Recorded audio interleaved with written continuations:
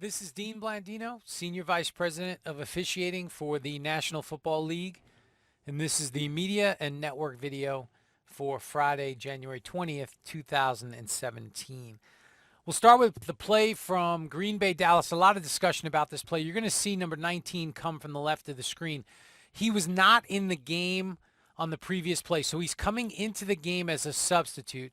He's going to enter into this huddle area, and then he's going to leave the game without participating in one play. And the rule is pretty straightforward in terms of the way it reads. It says an offensive substitute who moves onto the field inside the numbers and leaves without participating in one play, that's a foul for unsportsmanlike conduct. There's a second part of the rule that talks about coming into the huddle and communicating with a teammate and then leaving. But really, once the player's inside the numbers and then leaves and doesn't participate, that's going to be the foul for unsportsmanlike conduct. And we're talking about a player that wasn't in the game on the previous play. This is a substitute coming into the game. And the theory behind the rule is to prevent the offense from simulating substitutions to confuse the defense, to run players in and out, and now the defense isn't sure, or they get caught with the wrong personnel in the game. The referee does have some discretion here. Rule does allow for a team to change their mind in terms of going for it on fourth down. So let's say it's fourth and short, and the team brings the punting unit out, and then the punting unit runs out without participating in a play, and they bring the offense back in. Okay, that's not a penalty. The rule allows for that, but we are going to let the defense match up in that situation. It's been in the rule book for a very long time, since the 50s. Last time it was called was the 2014 season, Week 8, Washington at Dallas, and Washington was penalized for the same infraction. Just a quick view of everything on, showing you how Byron Jones can play down in the box very great. Just don't play well out in space. As you can see here, he's blanketing the tight end and able to get the ball out and able to just play aggressive at this point. At one point, he's the hero, and then the next point, he's the guy that, like, oh man, come on. Jam the guy or get in front of the guy. Don't let the guy get behind you. So as we can see on that play, he was able to get his hands in there. All right, on the very next play, hold right there on the defensive end, and Aaron Rodgers able to roll out and get the ball out. Now, the tight end had a free release. Cook had a free release, was never touched on that play.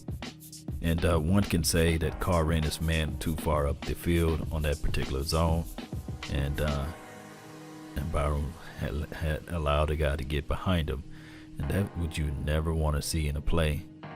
As we look back at the broadcaster view of the first play, you see how Byron Jones able to get his hands in there and make the breakup. That's remarkable.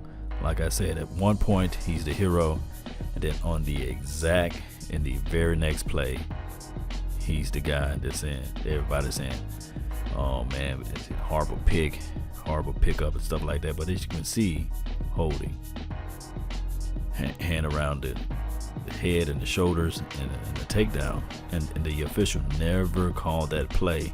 And Aaron Rodgers able to roll out and make the miracle play that was heard around the world.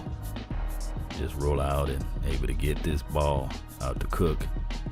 And I'm gonna be frank, I want to be honest to you guys.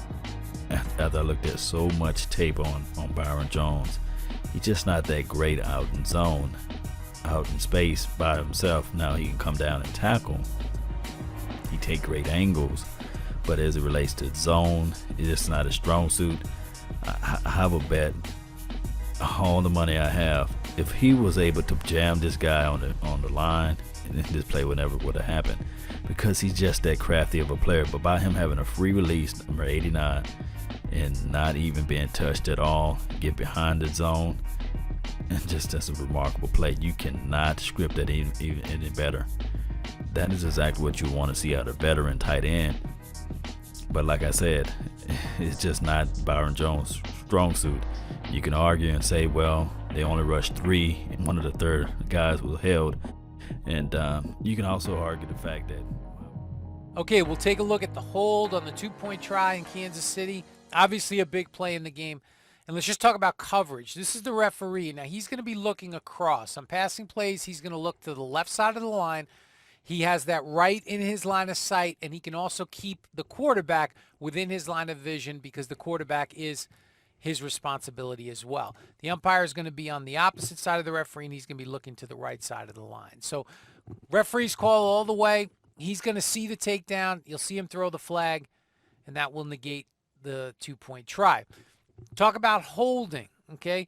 You'll see we talk about position, body position, and we talk about feet.